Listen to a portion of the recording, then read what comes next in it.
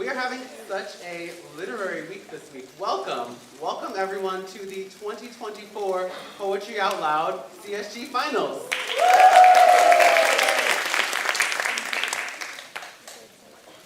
Today, 3 students will compete for the title of school champion and for the opportunity to represent our school at the Poetry Out Loud regional competition on Tuesday, December 12th at 6:30 p.m. at Thurber House. Please consider attending to support CSG and your fellow classmates.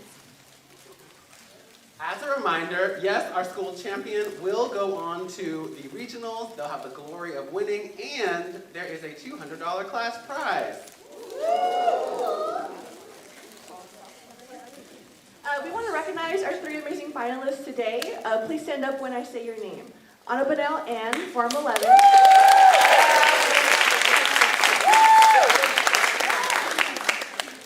Reese Kessler, Form 10. And Kendall Leff, Form 11.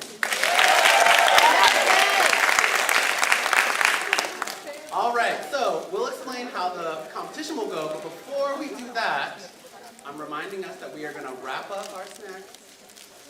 Because you hear that? You hear that sound right there? We're not going to hear that when we start.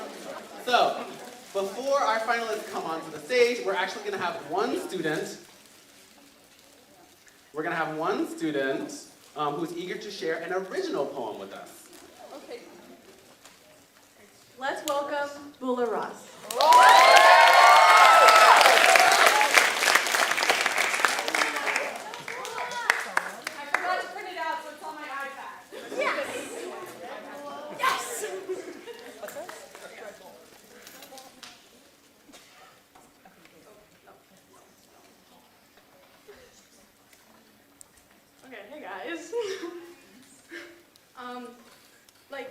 Background story for this. I wrote this, it was my final exam when I went to my boarding school in the woods. And it's like a revision of it because I went and reread it and it was kind of terrible. So, here we go. Okay, it's called The Earth for All That She Is. Have you ever seen a redwood? I have never felt more insignificant in my entire life. Looking up at the sprawling branches that crawl across the sky. Or when I walked so far into Lake Champlain that all that was left was me, the water, and the Adirondacks. Or when I watched salmon try to jump up a massive waterfall, slapping across the rocks over and over again because they just needed to reach their mating grounds in time. Or when I think of that sunrise on the mountain where the sheep grazed that was so bright I had to put my book down to bask in it. I find myself thinking about you every time I try to do anything. Thank you for letting me exist, even though we have left scars on you that will never heal. I owe you a lot, but can you do one more thing for me? Lay me down a blanket of moss for my bare feet to exist upon. Hold out your hand in the dark for me to grasp as the shadows become too loud. When I stray from home, bring me a breeze that smells like where I have come from. Lower me in the leaves and sticks that pile on the forest floor, and flush your streams over my body, soft and cool. Let me lay down a layer of love over you. Hold out your tentative hand and let me pull you out of the depths of pain. I'll cover you in the nutrients you need and the compassion you deserve. Let my tears fall to nourish your ground and flush away all of the violence and unrest. I'll raise an army of peace so you may rest your weary head. Devotion is a two-way path. We should walk it together.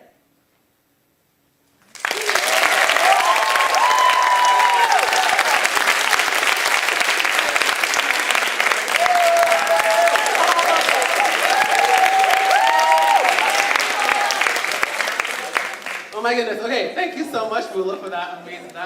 I was just floored. I'm floored right now. Okay, so now on to our formal competition.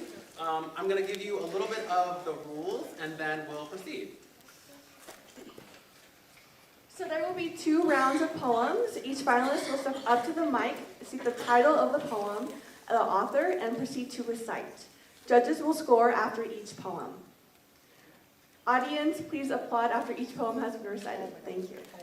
After all 3 finalists recite, there will be a second round of poems. Before we start, though, we want to give a warm welcome and thank you to our esteemed judges. I'm actually going to introduce them. We have Dr. Grimm, Dr. Abrams, Ms. Harrison, Ms. Smith, and Ms. Betsy Google from the lower school, our lower school head. Applause. Thank you. Ms. McAndrews will act as our prompter, so all of our finalists know that if they forget a line, they are to point in her direction, and she'll give them the next line.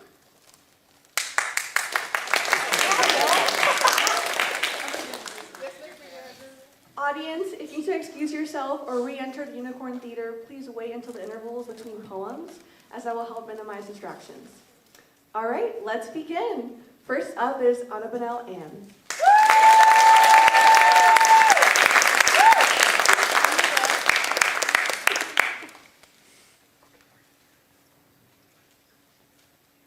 Invictus by William Ernest Henley. Out of the night that covers me, black as the pit from pole to pole, I thank whatever gods may be for my unconquerable soul. In the fell clutch of circumstance, I have not winced, nor cried aloud. Under the bludgeonings of chance, my head is bloody, but unbowed. Beyond this place of wrath and tears looms but the horror of the shade. And yet, the menace of the years finds and shall find me unafraid. It matters not how straight the gate, how charged with punishment the scroll.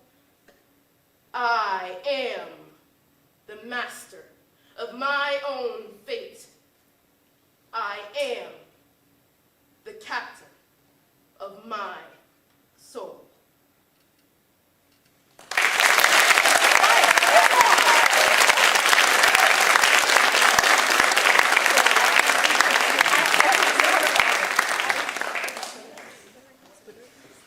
Next up, we have Reese Kessler, Form 10.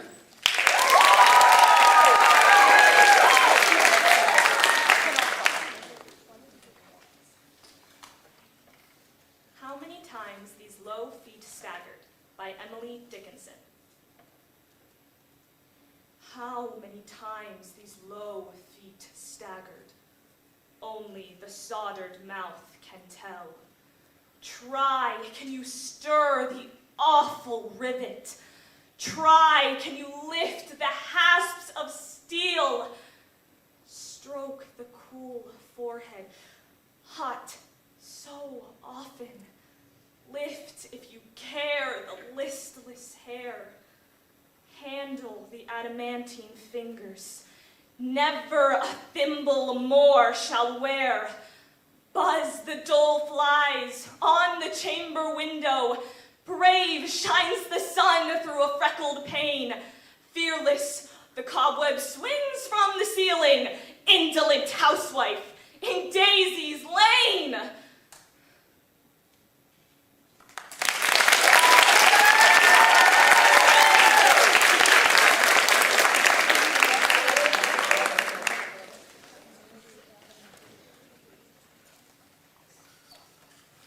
Next we have Kendall Leff, Form 11.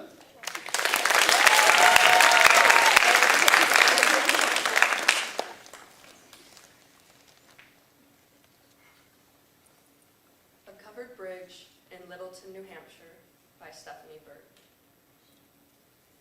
I can remember when I wanted X more than anything. For X, fill in from your own childhood. A balloon, pencil lead, trading card, shoelaces, a bow, or not to have to wear a bow. And now I am moved to action, principally by a memory of what to want. The point is to be, in your own eyes, what you are, or to keep your own tools so that you can pretend. And so it was no surprise, to me at least, when Cooper, who is 2, collapsed in fortissimo fits when he could not have a $20, 3-foot-long stuffed frog in the image of Frog from Frog and Toad, since he is Toad.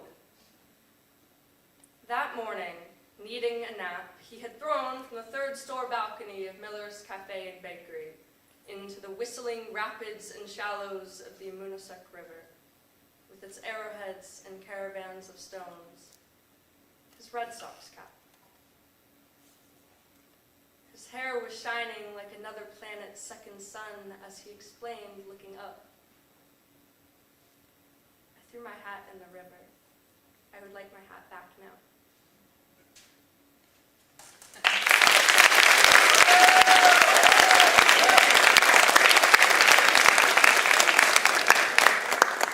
I'm just going to give us a moment to cleanse our palates before the second round, so.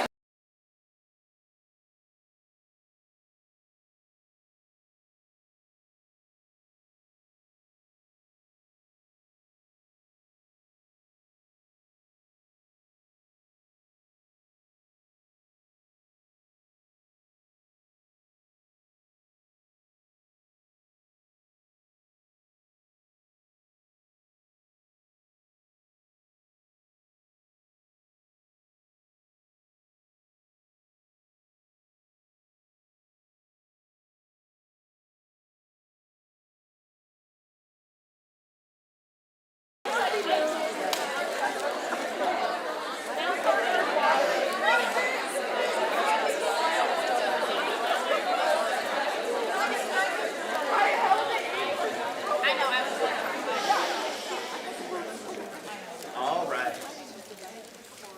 So, just poetry is wonderful. I'm so glad we all get to experience this together. Okay, starting off round 2 with Anna Bonnell and Form 11.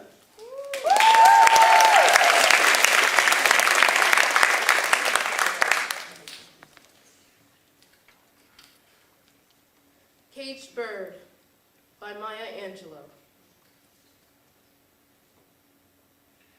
A free bird leaps on the back of the wind and floats downstream till the current ends, and dips his wing in the orange sun rays and dares to claim the sky. But a bird that stalks down his narrow cage can seldom see through his bars of rage. His wings are clipped, his feet are tied, so he opens his throat to sing. The caged bird sings with a fearful trill of things unknown but longed for still.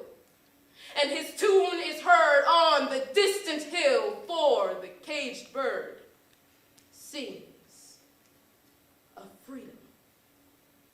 The free bird thinks of another breeze and the trade winds soft through the silent trees, and the fat worms waiting on a dawn-bright lawn, and names the sky his own.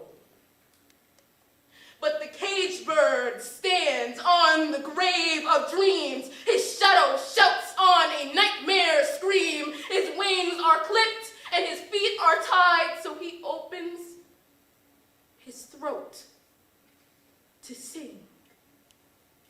The caged bird sings with a fearful trill of things unknown, but longed for still. And his tune is heard on the distant hill, for the caged bird sings of freedom.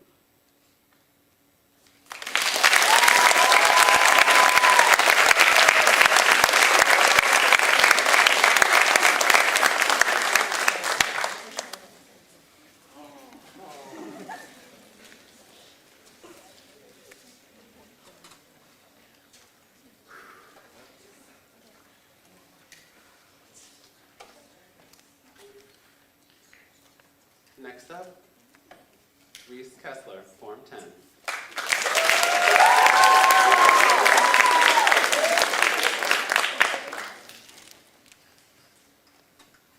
Flowers by Cynthia Zarin.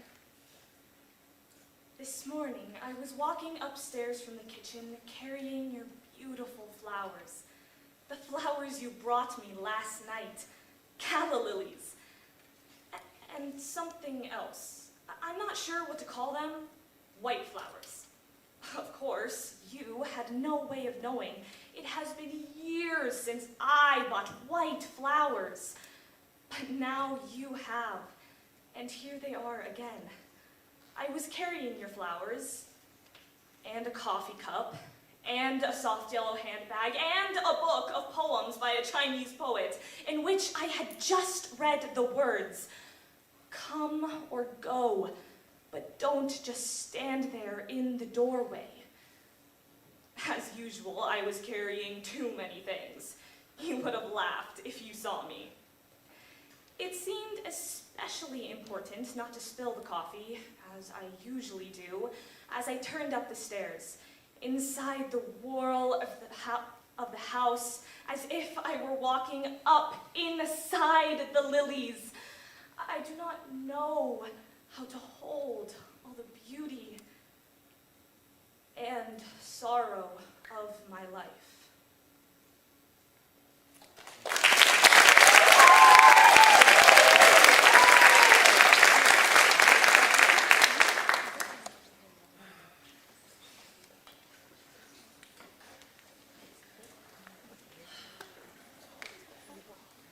I'm stalling, that's what that is. I'm appreciating.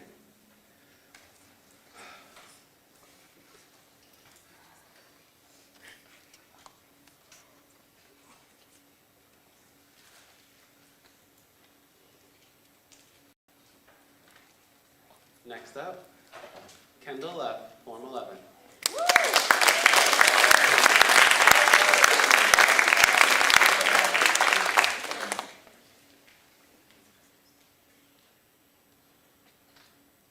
And If I Did, What Then? By George Gascon. And if I did, what then? Are you aggrieved, therefore? The sea hath fish for every man, and what, would you have more? Thus did my mistress once amaze my mind with doubt, and popped a question for the nonce to beat my brains about. Whereto I thus replied, each fisherman may wish that all the seas at every tide were his alone to fish. And so did I in vain, but since it may not be, let such fish there as find the gain, and leave the loss for me. And with such luck and loss I will content myself, till tides of turning time may toss such fishers on the shelf. And when they stick on sands that every man may see, then will I laugh and clap my hands, as they do now at me.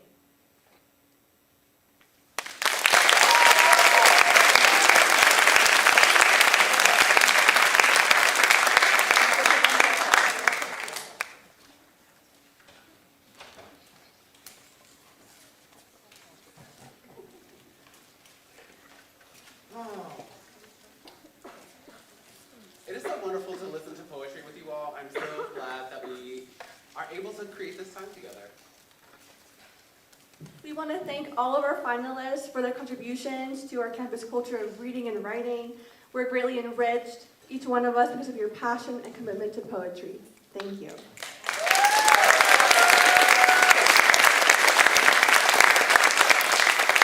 Thank you so much to everyone who was involved in making Poetry Out Loud a success, everyone who competed in our semifinals, all of our judges, all of our coaches who helped our competitors be as brilliant as they are, to our tech directors, to our media support for making each day run smoothly. Let's give one last round of applause for our finalists for doing so well today.